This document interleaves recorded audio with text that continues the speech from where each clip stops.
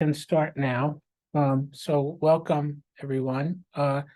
So this is a special interest group that was proposed at our last CASP 15 meeting. It's organized by CASP and some advisors that we've gotten involved.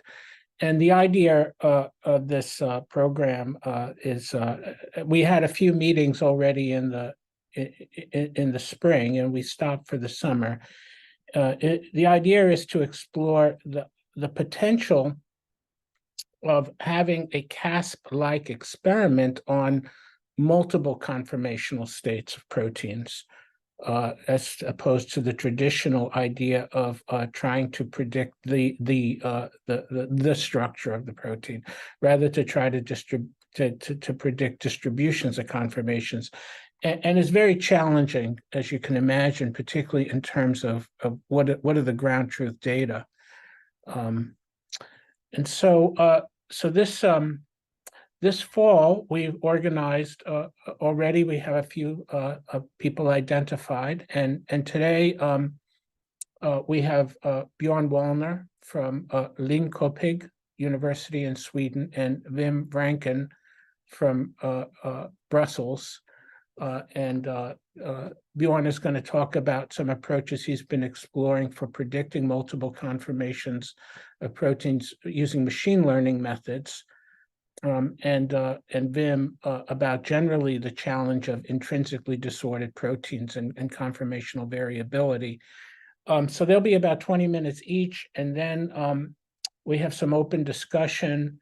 You can put your comments into the chat. They'll be recorded and made available with the recording, even if we don't get to those comments. The PowerPoints and the video will be available to a mailing list. And if you want to be on the mailing list, you could send a request to this address, monteleonelab@rpi.edu with that subject, and we'll add you to the mailing list. And we also have a defined LinkedIn group to share papers and ideas that come up related to this general problem of multiple conformational modeling. And if you want to take a screenshot and join that LinkedIn group, that would be, you're welcome. Guy, you're not sharing your screen. Oh, my goodness. Thank you.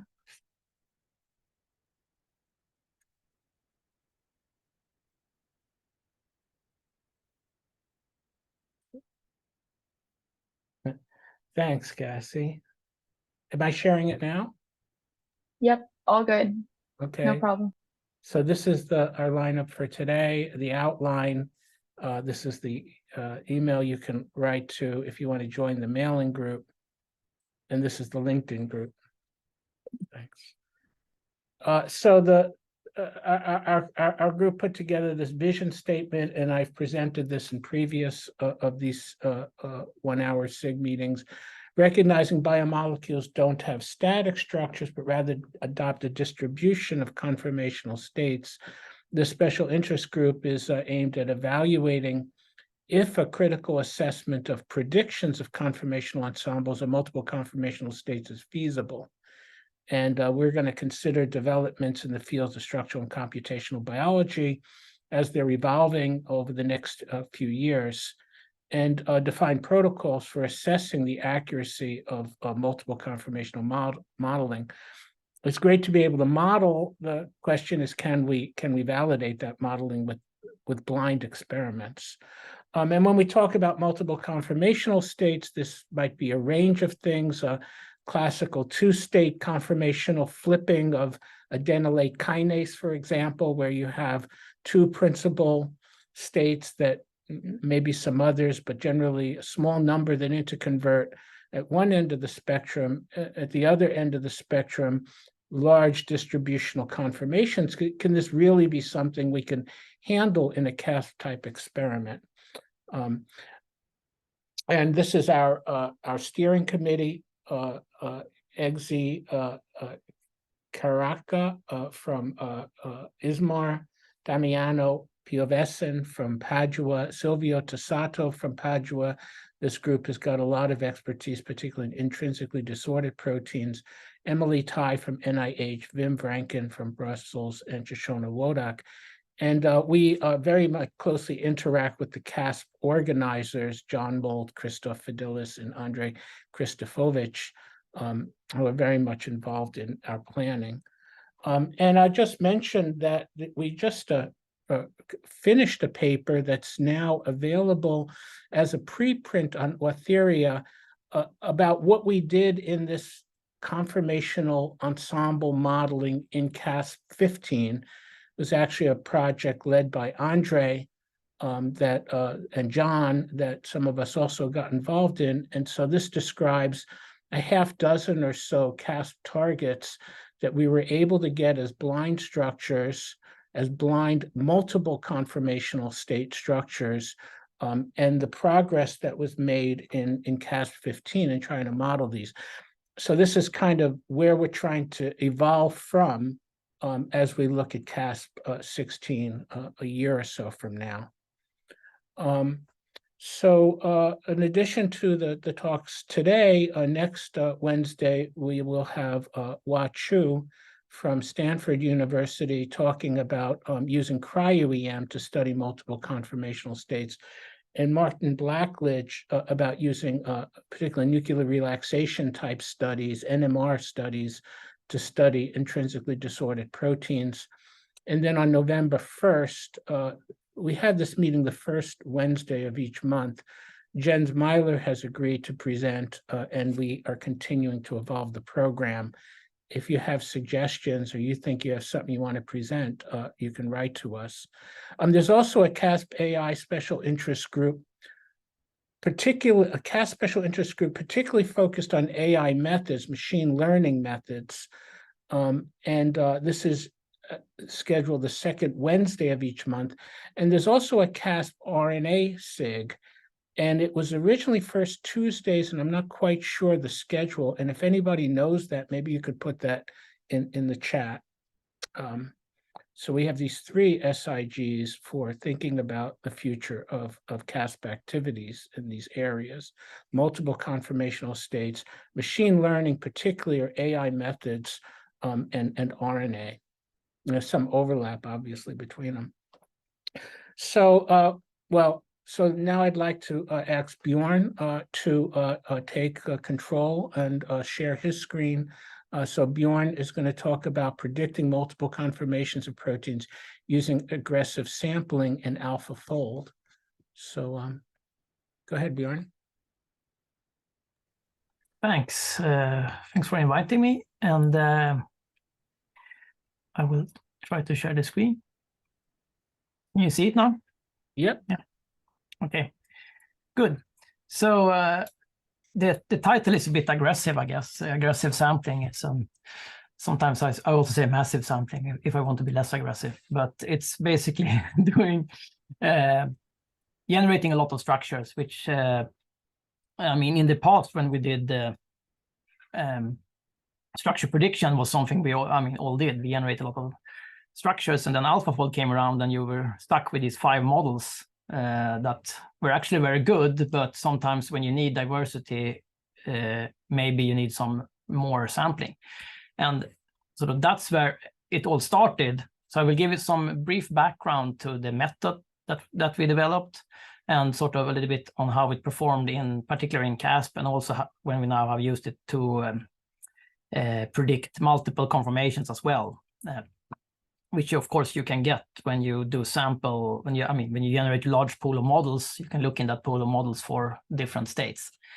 So we realized early on, of course, AlphaFold, very good method, of course, but the scoring function is really good, and that I think is one of the key thing why it's actually so good, because it's really good at recognizing good models, which is a good feature if you want to do sampling, right? Because then you can sample a lot of models using the scoring function to detect good models. What we realized was that model diversity was not very good, in particular when it comes to sampling different interfaces. We use this early on to predict peptide interactions, and then we need also more sampling. But this is one example from CASP. You generate, like, you do vanilla, AlphaFold, multimer, and you get like 5 more or less identical predictions, at least over the same interface. while the correct structure is actually not that interface. And this is something that you can then come around if you do a little bit more sampling. And there have been some attempts in getting more sampling into AlphaFold. And first of all, you can always, of course, generate more structures. That's the first go-to, of course, generate more structures with random seeds. As a result, actually, I think from some of our studies, the DeepMind increased their default to 25 models in the multimer case. And yeah, as a result of that. You can also change the number of recycles, which is sort of gives you an internal more sampling. You don't get more models out, but internally you sample more. And then you can perturb the input and sample more structures. So that is various attempts with that. So you can remove information. So you subsample the MSA to introduce some more noise. You can change the templates in various ways. But what we turned on was the dropout layers at inference. So the dropout layers are certain layers in the machine, in the neural network of AlphaFold that are normally deactivated when you do inferences. But they are used at training to, actually I have a slide on this. So it's a regularization technique that is normally used during training.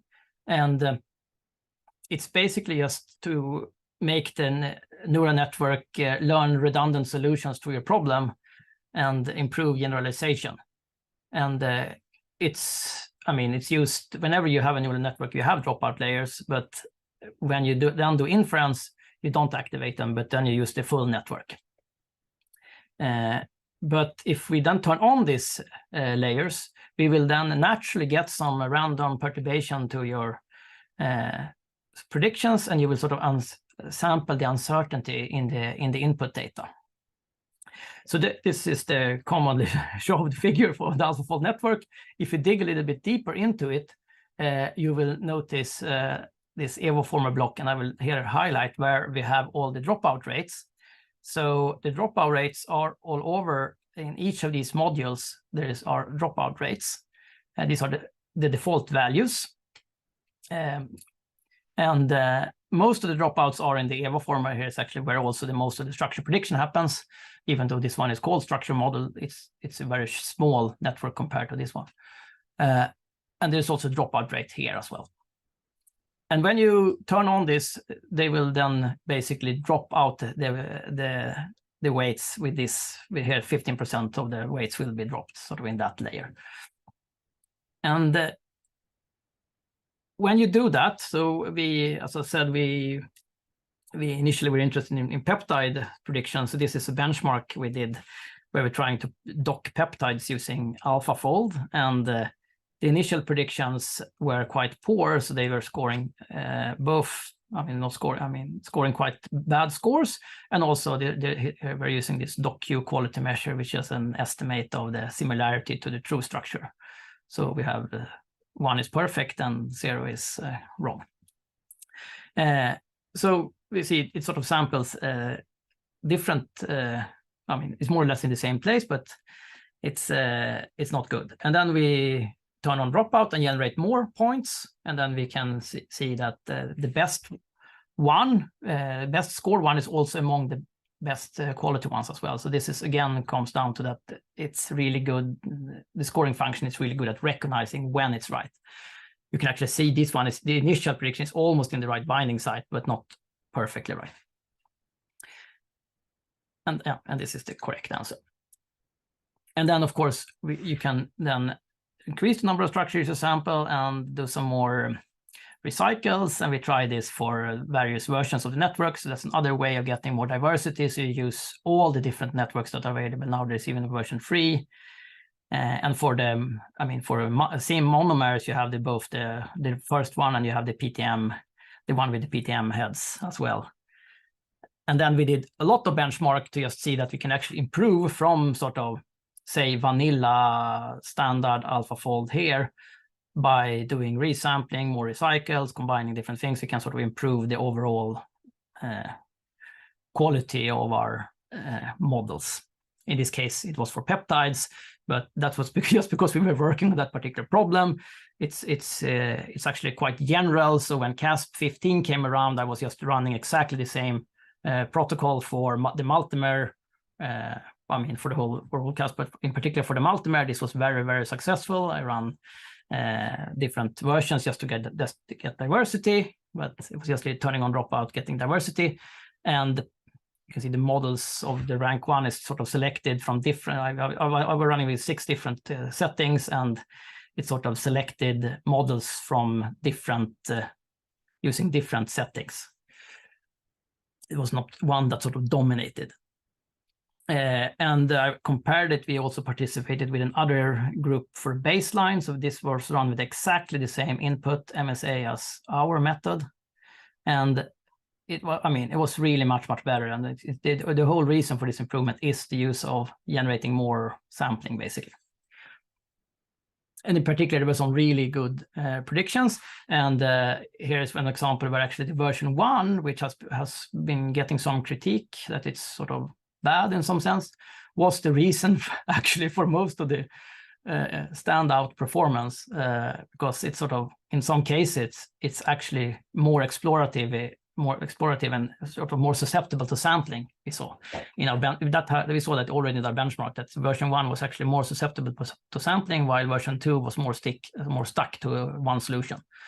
And in this case, this one was clearly much better than that's at version 1. And there were some of these examples that were version 1 was actually one of the main reasons why we did so well. Version 1 and more sampling. Yeah, so that was CASP. And then actually in CASP, there were some multi-conformation targets. I mean, in CASP, we have one gold standard. This is the reference state. So one of the CASP targets, this one, T1121, was DNA nuclease. And of course, it has multiple states, but the reference structure was this one. It was ranked 4 among my predictions. And but the first ranked is a more open conformation. It's actually ranked first by just vanilla AlphaFold as well. So this is something I think you would get if you just run AlphaFold with no sampling. This one we got with sampling, but ranked lower. And then, so maybe it could just be wrong, but I actually looked in the paper from the crystal strategy. These were the group that actually contribute with this target to CASP. So here is the crystal structure. They have a model of it. And then I saw this structure as well, which is a confirmation of the open active state. And for some reason, I actually have put them in the same orientation as well. So it was, I don't know if it was that, or maybe this is actually the active, the open conformation of this protein. And this sort of boils down to one of the problems, also what Guy was inferring to, that, I mean, you generate predictions, it might be the right one, but you can't really validate that one. But maybe you can then at least come up with some hypothesis that you can test and get an idea on if it's actually the right structure. Okay, so can we then use AlphaFold to predict multiple states? Yeah, I mean, you can. I mean, there has been published studies of this. One of the early studies was by Jens Meiler, who did the downside sampling of the MSA to predict different states of transporters. And you could see that by removing information, you could sort of get it to sample more structures. The problem with removing sequences is that you remove information. So when the alignments get shallow, you lost performance, which you can also sort of see here, that actually when you have, shallow alignments, you tend to drop in performance as well. So if you're lucky and you have, plenty of sequences in your MSA, you can probably do this. But if not, you can also use dropout to do the same thing, or you can actually combine them, of course. There's nothing magic that you can't use dropout and do this MSA downsampling as well. And so we wanted to try this. This was, I mean, it was a nice data set that we could use. So we, of course, we just ran, let's see. Yeah, and also this particular target didn't really work here. I mean, probably because the alignments are so shallow. I mean, didn't really work without templates, and then they had templates. I'm not exactly sure. I mean, templates is a bit. I mean, if you add templates, it's hard to know because the templates could really just guide. I mean, be the true answer. So it depends on how far away the templates are. So the results I'm showing here is without templates, just to remove that out of the equation. So we wanted to see if we could do this multiple state without, instead with dropout instead of down subsampling. So we ran that one, and then we got this. So it looks almost the same. So this is the different models.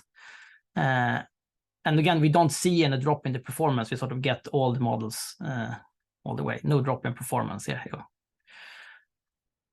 And then we did the same for this one as well. Same thing there.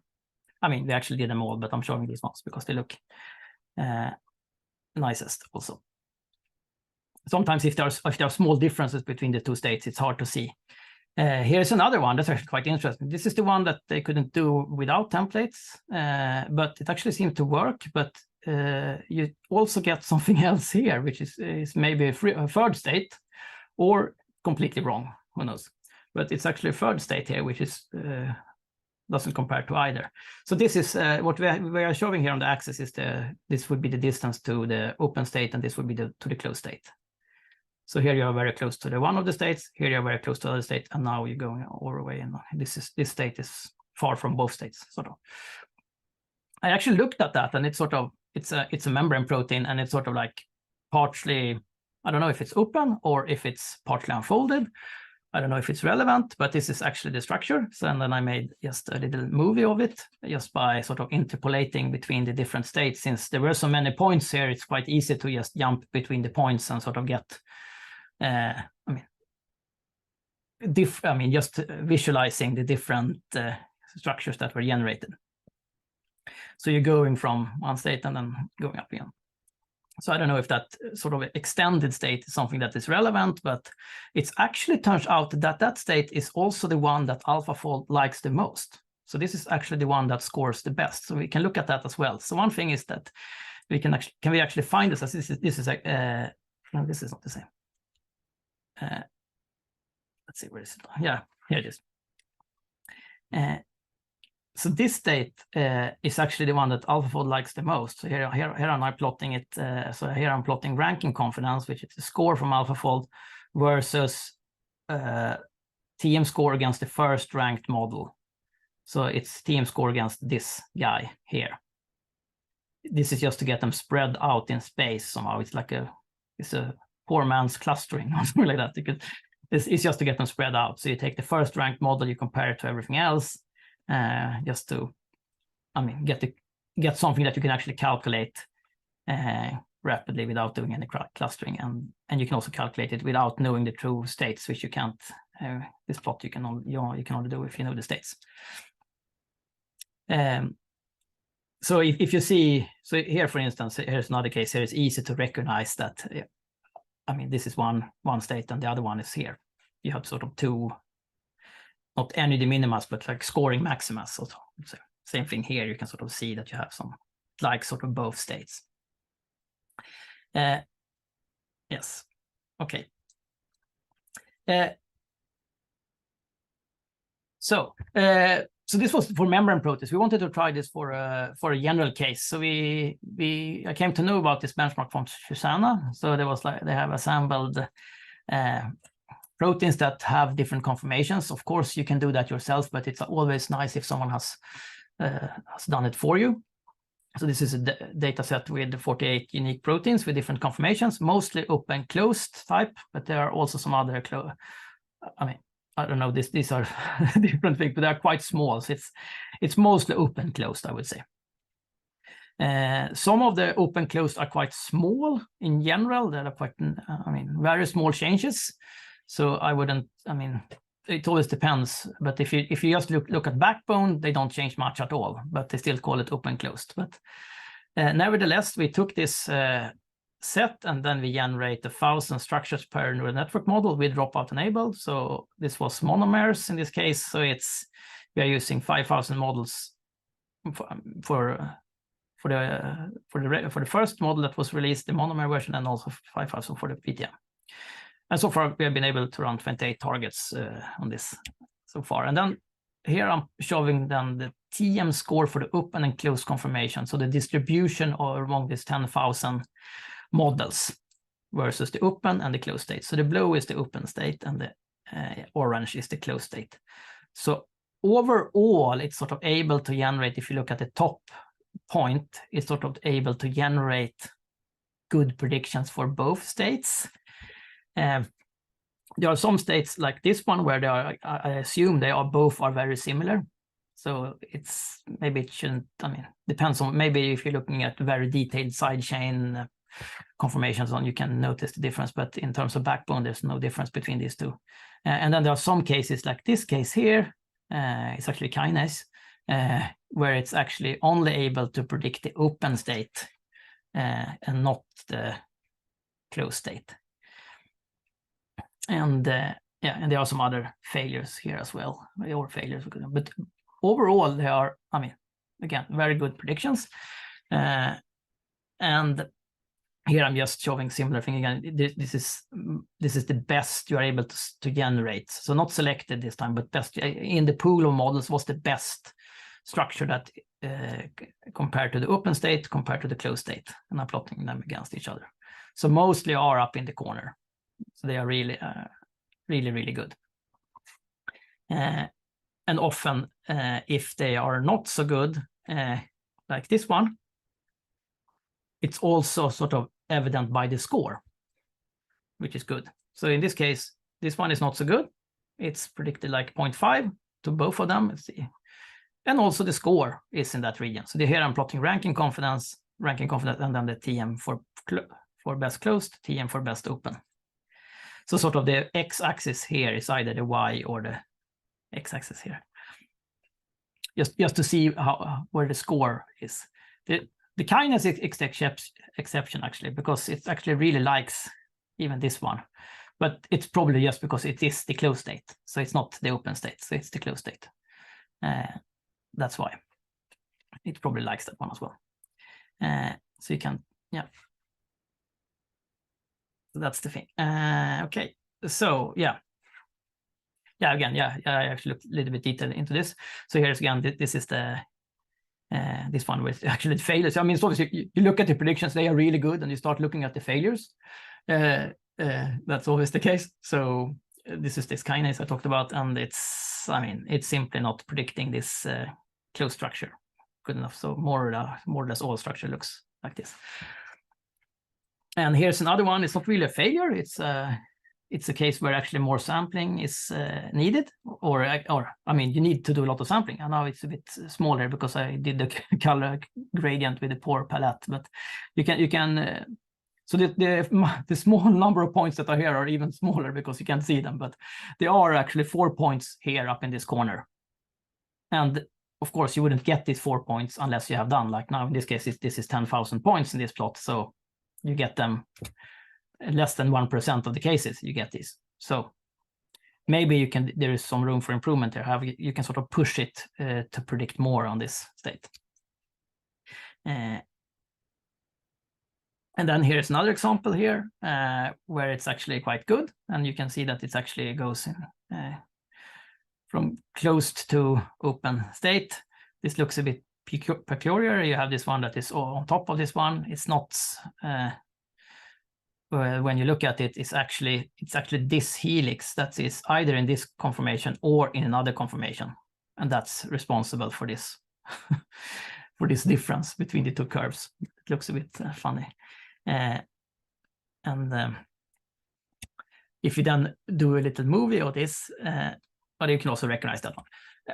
And then I did the, let's see, I did the movie of this, and then just picking some states of the opening and closing of the, oh, now this is completely out of sync, which is not good.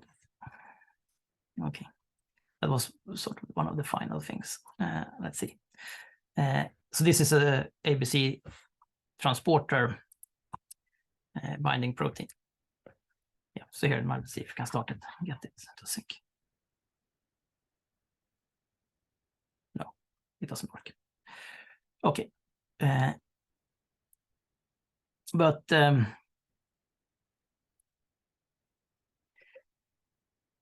So it's, yeah.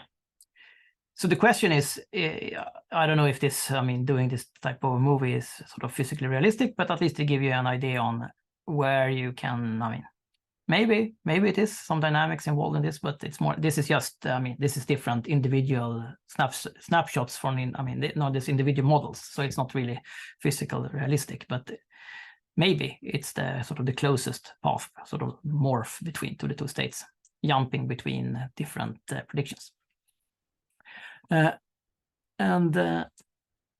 Yes, okay. So I think you can, sampling improves the AlphaFold predictions for sure, and it enables sampling of alternative states. So, and the question is, can you generate alternative states? I think, and in many cases you can, but in some case, maybe, I mean, you need to validate, but at least it could generate some hypotheses that you can guide your experiments. And I mean, the improvements we did was basically to get more diversity by more models, recycling, turning on the dropouts, and then use, I mean, all network models. In this case, we were using the monomers, but I mean, if you're running multimer, you should use all of them because they contain different information. And then doing the subsampling, which seems to be really good, and there is also some other clustering methods of the MSA. Those can certainly be added on top. So this is just something where you can actually, where you can use the dropout as one thing, and then you can add the other one on top. And in principle, you could also, and we haven't done this, we have thought about it, but it's really, we haven't come around doing this because the dropout worked so well just out of the box. But what we actually can do is to also increase the dropout rates, of course, and we can try to optimize it, because now we are putting them at the values they were used during training, which makes sense because, I mean, they were trained at those rates, but I mean, you can certainly also fiddle around with the dropout rates to increase it a little bit more. I mean, all of this is sort of dependent on the amount of information you have, because you have the MSA input, and depending on how much information you have in that one, maybe subsampling is enough, or maybe dropout, or maybe both. Ideally, you like to have like your, I mean, volume control, or like sampling control, where you can sort of increase the sampling at will and tune it so you get, I mean, sampling and generate different structures. So just want to thank the people involved. So Yogesh Kalakuti has been making the predictions for using with AlphaFold. And then Isaac was helping early on with in the early benchmarks with the peptide docking. And I also want to thank the people who, or like the agency who made this research possible. And there's also some CASP papers out now, actually. And I did a bioarchive because I thought it would be faster, but the CASP was really a smooth process. I mean, very, very smooth. And this is not even out of, I mean, I'm still waiting for it. Sort of should be in bioinformatics paper. It's almost out, but I don't know, been stuck in review during the summer or decision or something. It was. So, Bjorn, yeah. So that was great. That was really very, very insightful. I actually probably should schedule these meetings longer, or if you, so there's more time. Yeah. And I want to leave enough time. Too long. And I want to leave enough time for Wim, but I do want to ask one question, one point. And Michael Feig made the point in his presentation that, you know, AlphaFold was not designed, it wasn't trained on multiple conformational states. But Sergei Chinnikov and others have pointed out that maybe AlphaFold has learned, you know, the energy landscapes of proteins, and that's why you can predict multiple conformational states. And so my question is, when you get, say, two clusters, you have information potentially also about relative populations or relative energies. And one kind of information is the number of points in each cluster, and another is the PTM, the reliability score of each model in each cluster. So if I have two clusters, and let's say they're both equally populated to make but one of them has low PTM and the other has high PTM. Would you think that the high PTM is just right and the low PTM is meaningless, or does the PTM score tell you something about relative stabilities? What do you think? Yeah, I mean, left to be seen, but I wouldn't. I mean, what we have seen actually, if for many of these cases when we test, is that actually the score difference sometimes for the open and closed states are very narrow. It's sort of like the PTM is basically the same, more or less. And it could just, I mean, and really high, of course, like 95. So you would consider them as really good. So it's, so, and I wouldn't say they are meaningless if it's just a low PTM actually as well. If it's a highly populated cluster, I mean, it's hard to tell actually, but it's, I think it's to be determined, I guess. Yeah. So I will allow one more question. I took a prerogative there, but one more question, and then people could put questions in the chat. Just go ahead and ask. I can't go on. Björn, this is Arne. Yeah. Yes, can you try a negative example? So what happens if you do the same thing with protein without any confirmation, but with only one single state? Okay. Yeah. I mean, we actually haven't tried that deliberately, but since we didn't carefully check our data set, it turned out that many of the confirmations in this particular set actually were very close, and they stayed very close as well. So it was a good negative control, sort of. At least they were useful to something in that sense. So I mean, so I would say these guys, they are basically one confirmation, because the difference between the open and closed is 0.99 TM for some of them, or 0.95 or something like that, or even close. So they are basically one state. I don't know if that, I mean. So now I invite people to put questions in chat, and Bjorn may be able to respond to them through the chat, but I want to go on to the next presentation by Professor Wim Vranken from, I don't know if I say it right, Vrije Universiteit in Brussels in Belgium, defining and predicting conformational states and their variability. So Wim, can you take the control of the presentation? Yeah, go ahead. Should be good. Yeah, thank you very much. Okay. You can see the slides, yeah? And hear me? Yep. Okay, excellent. All right, so I had to leave out the predicting because we're not quite there yet. So it's about defining conformational states. And this is basically trying something new. So I'm not saying that this is the best approach, but it's an attempt to try something new in this area. So, I mean, just briefly, of course, as we all in structural bioinformatics, traditionally, you have the sequence, you have structures, and there are many structures available. And this is what CASP has been about, essentially. You get the sequence and you predict a folded structure. But yeah, proteins can have very complex behavior. They can change their conformation depending on their environment, or they can have multiple conformations anyway in the same environment, and move between these different conformations. So there's AlphaFold predicts the most stable ones in principle, maybe not the ones that are less stable or in different environments, but there is essentially a gap. The ground truth for data and also descriptors of these multiple conformations is missing, or is generally lacking, I think. So the question then is also, the ground truth at which resolution do you want that? Precise atomic resolution structures are, of course, always essential. They are the conformation that's used in the field, and you need atomic level resolution to fit data very often, like, for example, RDCs or chemical shifts.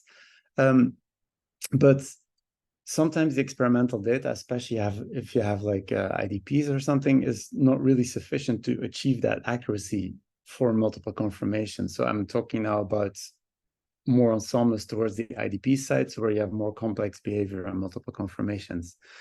So the question then is, can we devise of useful or interpretable descriptors of these states that might help in interpreting also the atomic level coordinates?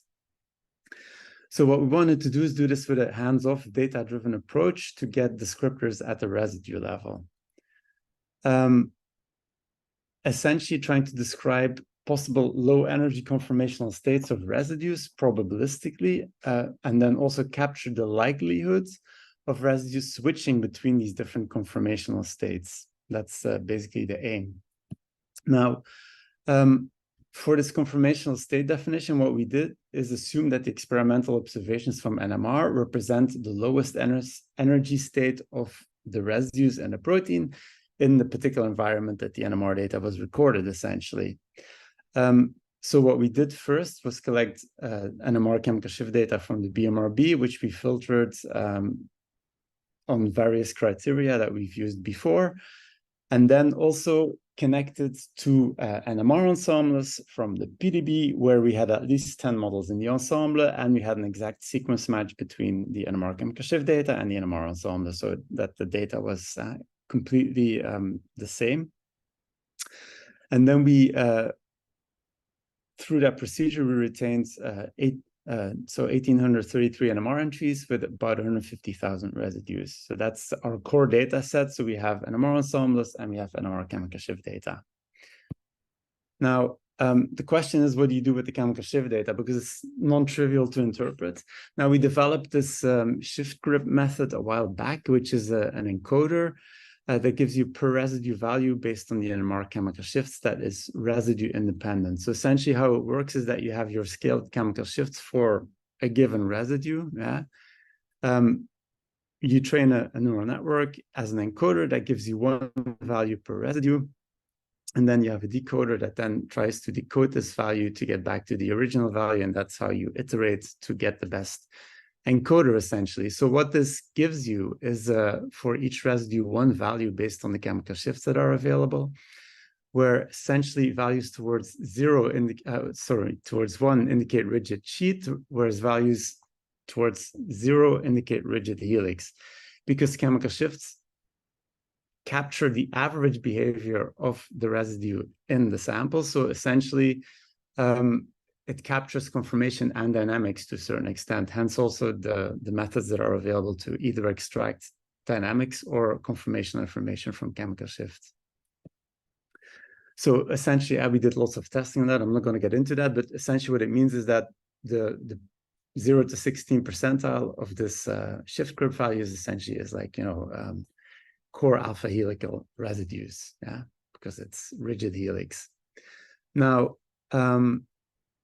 the NMR ensembles, on the other hand, so we ran stride on them. We extracted the secondary structure for all the models, all residues in all models. And what we there assumed is that if you have a consistent single secondary structure state for a particular residue in all the models, it means that the NMR data is internally consistent. Your NMR data fits a single conformation. And this then also indicates that that is the lowest energy state in solution for that particular residue.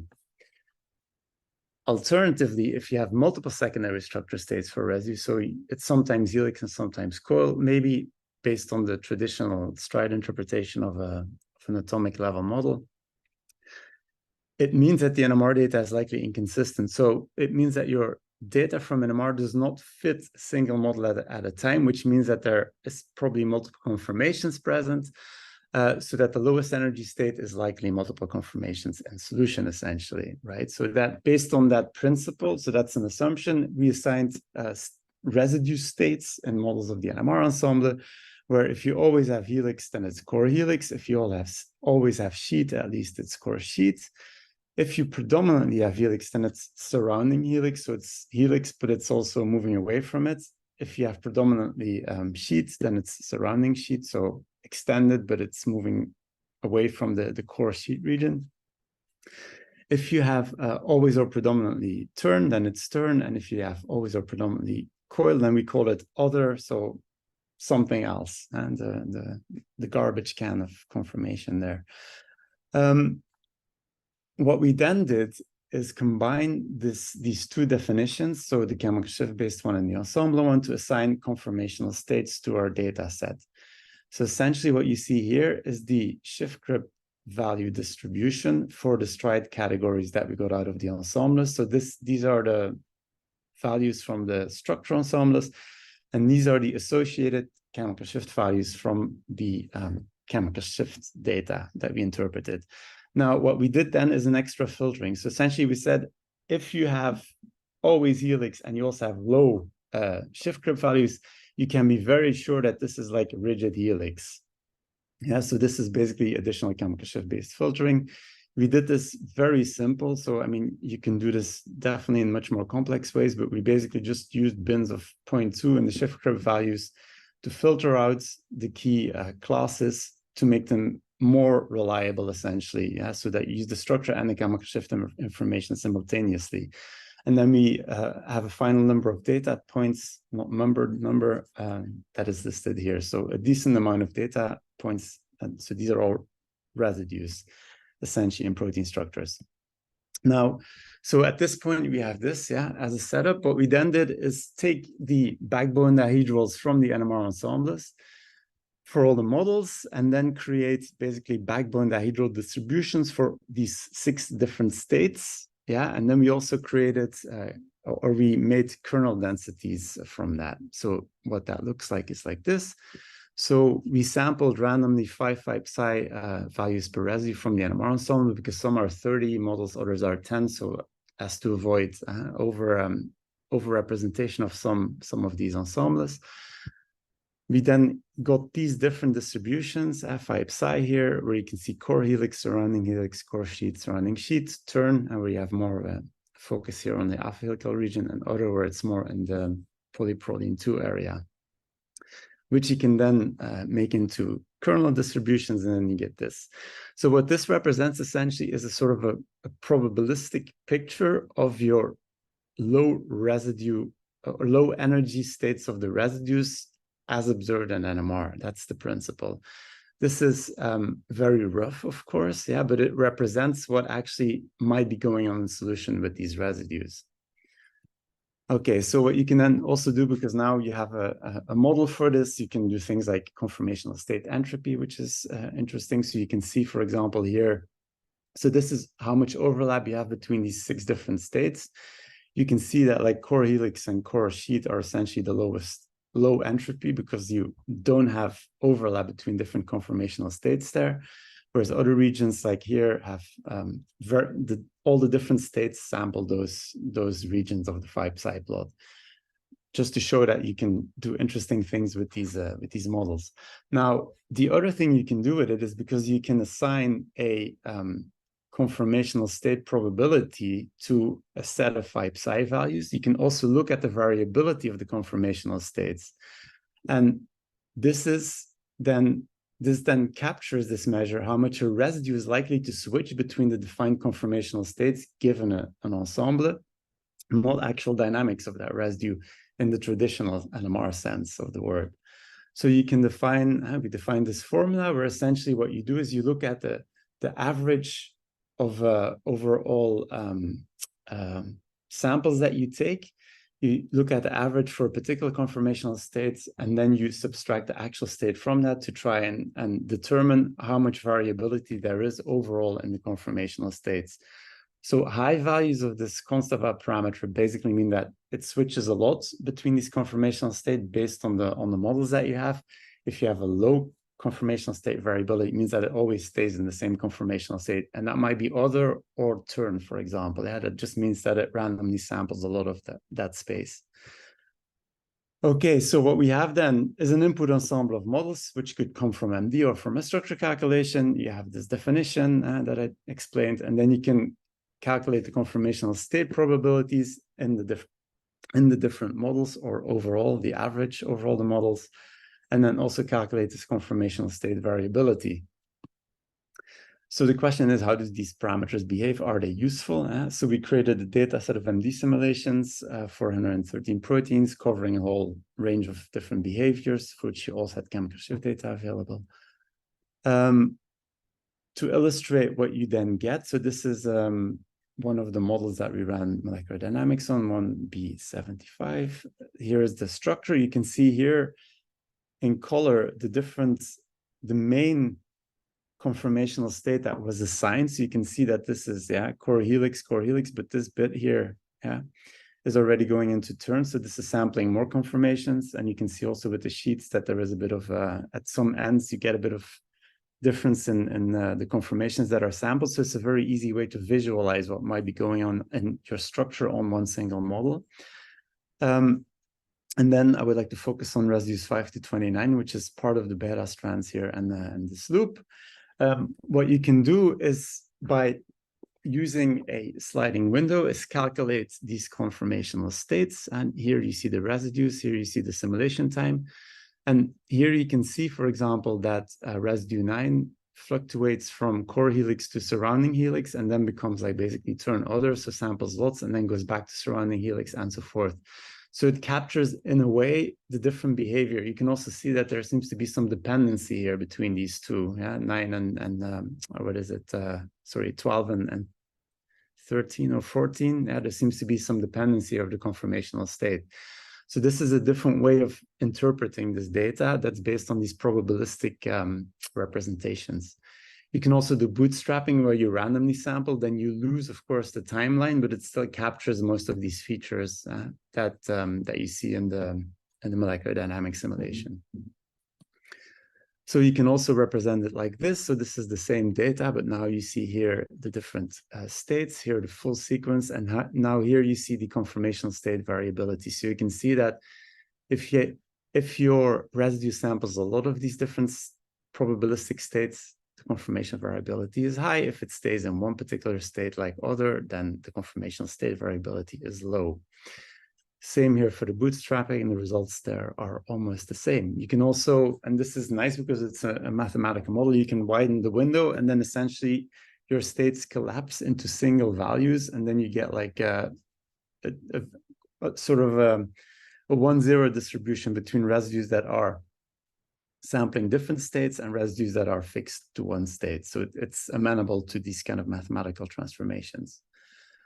We then also looked at the data from MD. So how does this conformational state variability relate to traditional parameters? There is no correlation with circular variance, which is, I think, what you would expect, because it doesn't capture the small movements. It's really about the conformational states the residue adopts.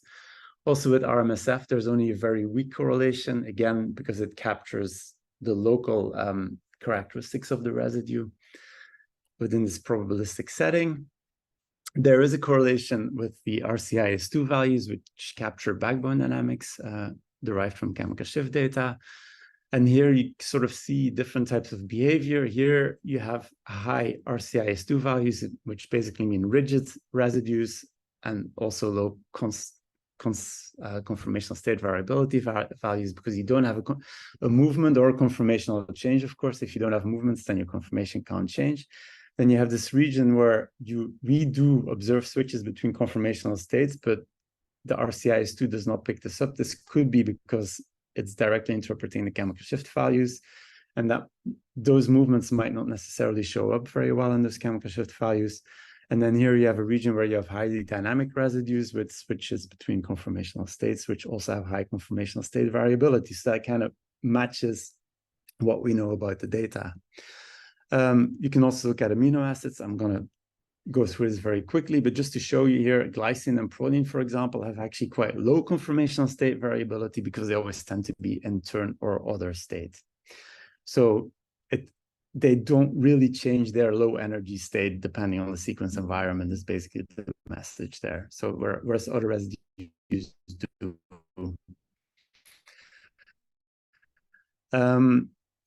You can also apply this an ensemble from the protein ensemble database that was resolved in Van Druskola's lab. This was the data that they used to show that there's like structure here, here, and here essentially in the sequence. You can see these signals also showing up here in the conformational state variability, or here more clearly when you use a larger window size. So it does capture information that you also get from other distance-based metrics here. Same for beta-synuclein, and you see that there's a difference here as well in the conformational states that are being picked up. Or another one, measles virus entail, you can see that it does pick up helical states in this region very nicely. So it's also amenable in principle to large ensembles and capturing information out of there. So essentially, what I said in the beginning, you have these different energy states of proteins.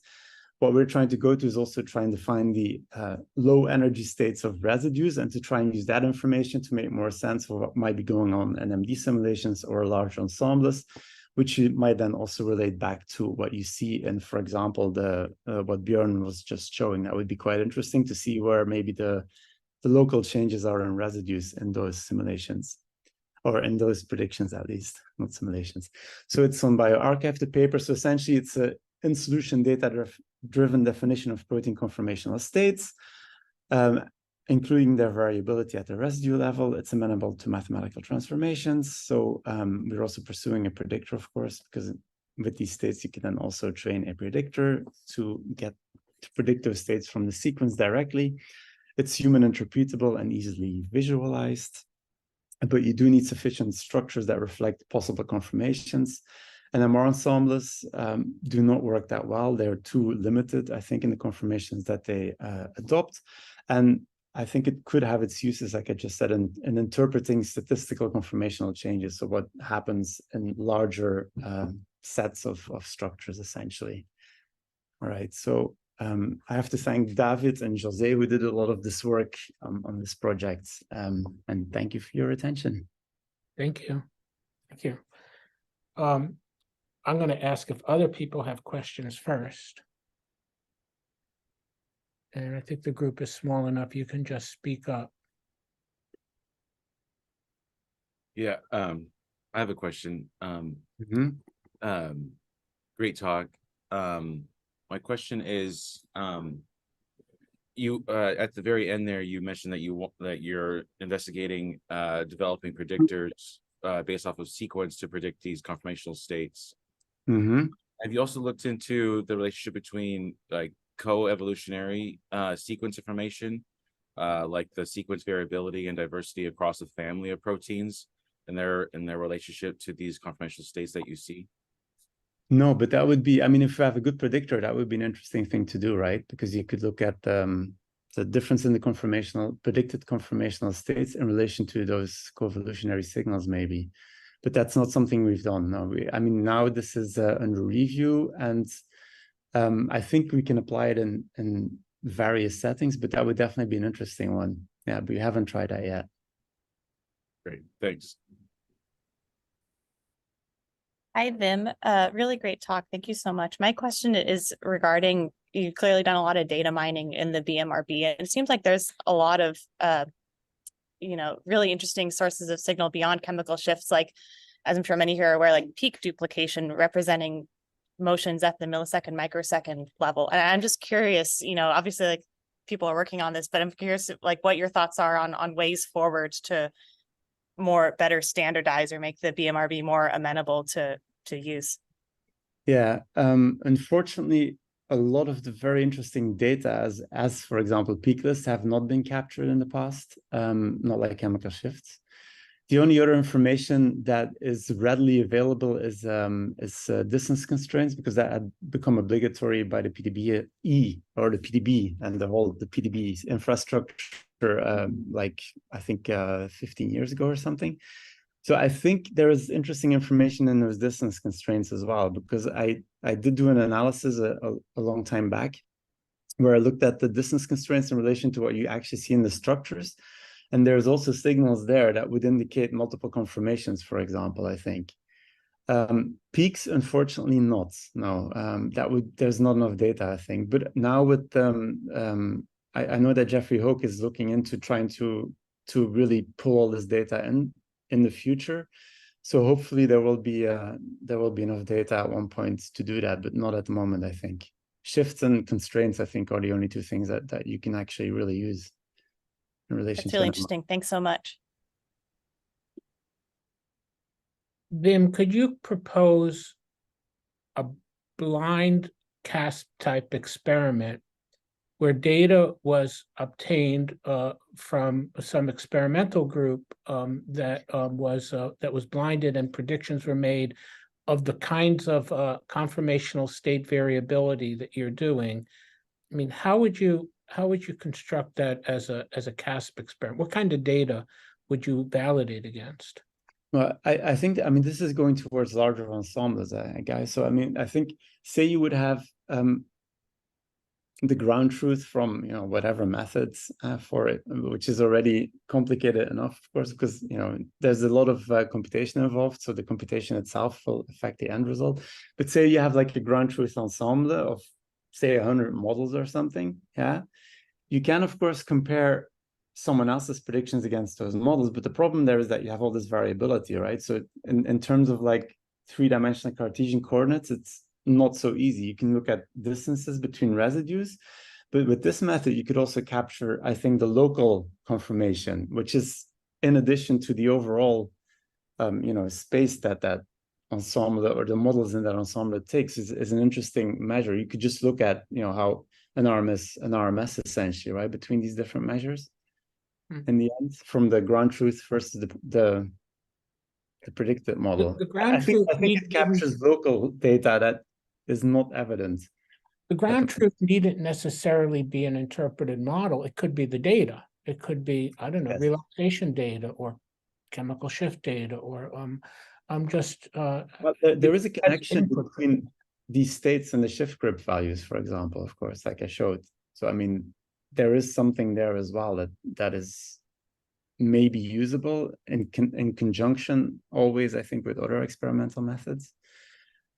But I don't know, essentially. I mean, it's like I said, it's a proposal. I don't think this exists, not based on this kind of information from NMR. I'm sure there's better ways of doing this eventually, but maybe this will help, you know, define those things exactly. You know, like how can we use that information directly in relation to experimental data, and how can people then interpret that data differently, maybe, or tweak their predictions towards certain low energy states of residues, essentially. Yeah. I see Kirk McGregor has a hand up. Oh yeah, hi. I just wanted to ask about some of those dihedral kernels that you put together. Could you elaborate those a little bit more? Yes. These are Gaussian models, yeah, and I don't know off the top of my head what we used in terms of resolution there, but it's in the bioRxiv paper if you want to look it up. Yeah.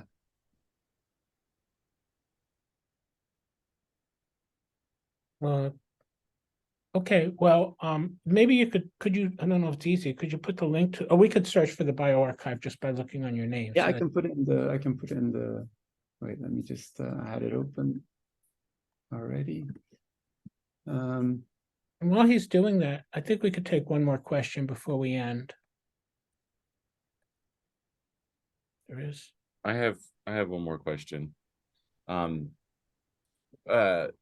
Why was the assumption, or why is the assumption that you're looking at the lowest energy state in NMR structures necessary for your work?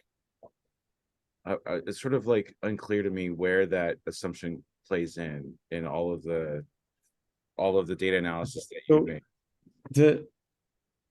I mean, so if you have a structure model, yeah, but at high atomic resolution, it's interpretation of experimental data to, you know, atom positions to 10 to the minus 13 meters, essentially, right? Which is an overinterpretation, especially in the case of NMR. Whereas what's happening in reality is that residue might be actually only helix part of the time. I mean, this is clear, we know this from NMR, and is adopting different states also, right? Now, the chemical shifts do capture that information. So what we tried here is to essentially define these 6 states, which again, I mean, this is, you know, I'm sure there's other ways that you could do this. You could have more or like fewer or do it differently. But what we tried to do with this, based on what we saw in the data, is to say, okay, these are states that seem to be adopted. So sort of rigid helix, but not all the time, which is the surrounding helix, rigid sheet, but not all the time. And then really flexible states that still have a preference either for helical or extended state, which is then the turn and other. And so this then captures what your residues are actually doing in solution, not what you see necessarily directly in the model, because I mean, you do, but you don't. So I guess that's the thinking. It does show up in the NMR ensemble because you use the average data to calculate one model at a time. So if it doesn't fit, then you get like clashes. And this is also there then where you would see like discrepancies in the secondary structure. So that's the reasoning essentially. Okay. Yeah, makes sense. All right. Yep. Thanks.